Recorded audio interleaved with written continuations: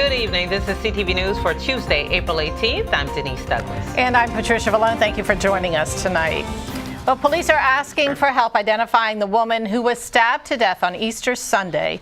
Officials have released a composite drawing of the victim. They say she is between 20 and 23 years old, 5 feet 11 inches tall, and weighs about 120 pounds. She had no tattoos. Police also showed pictures of the clothing she was wearing. The crime happened Easter morning in the 3300 block of Springdale Avenue in Forestville. Police say after she was stabbed, the victim knocked on the door of a residence and then collapsed in the yard. Point so far through our limited investigation is that we believe that our decedent came to this house, knocked on the door, we're assuming to get some sort of help. By the time the homeowner was able to get to the front door, our decedent had become unconscious and was out front of her house.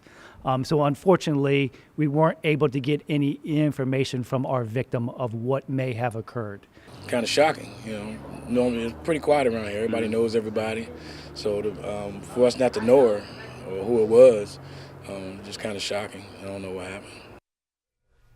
Investigators say neither the resident nor the victim knew each other. Anyone who may recognize her is asked to call 1-866-411-TIPS.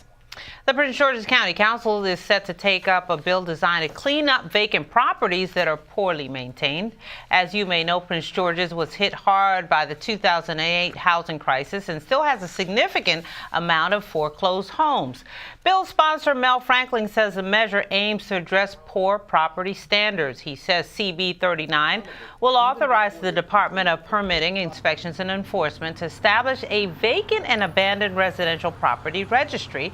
The registry would make it easier to hold first lien mortgage holders responsible for the upkeep of abandoned land through stiff fines.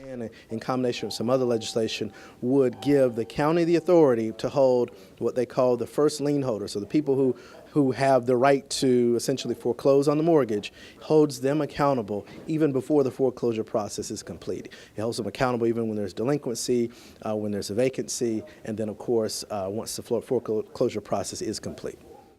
Franklin also tells us that the bill is expected to go to committee for consideration in June after the council adopts the county's budget in May.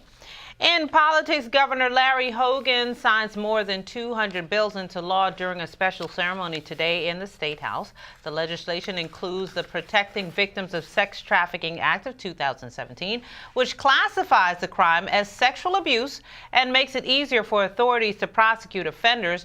Hogan also inked the Hometown Heroes Act, which allows retired first responders 55 and older to exempt their first $15,000 of retirement income from the state taxes.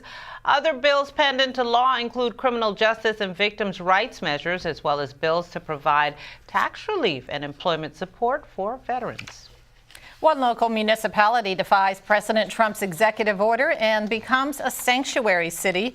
The Hyattsville City Council voted 8-2 to approve an ordinance that would bar local police from questioning or detaining people based on immigration status. Also, city resources cannot be used to enforce federal immigration policies. The vote took place last night.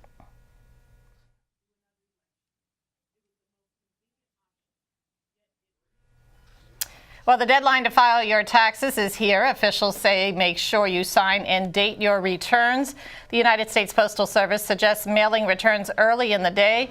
Also, if you plan to drop off your returns in a collection box, check the pickup time. CTV spoke with residents in Largo about last-minute filing. Filed my taxes already. Okay, so what made you decide to file them early? Well, I do it every year. Always file early. Every year. I'm going to file them. I'm going to ask for I got to go home and print out an extension form, and I'll mail that before midnight tonight. Okay. I'm a procrastinator, and I hate to admit it, but I am. I'm just not a last minute person, so that's why I decided we filed ours very early, me and my wife. Just a reminder, all taxes must have an April 18 postmark to make the deadline. I filed mine.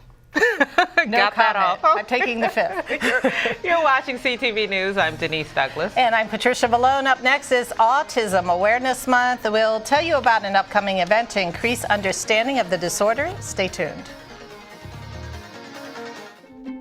My poetry is about viewing the world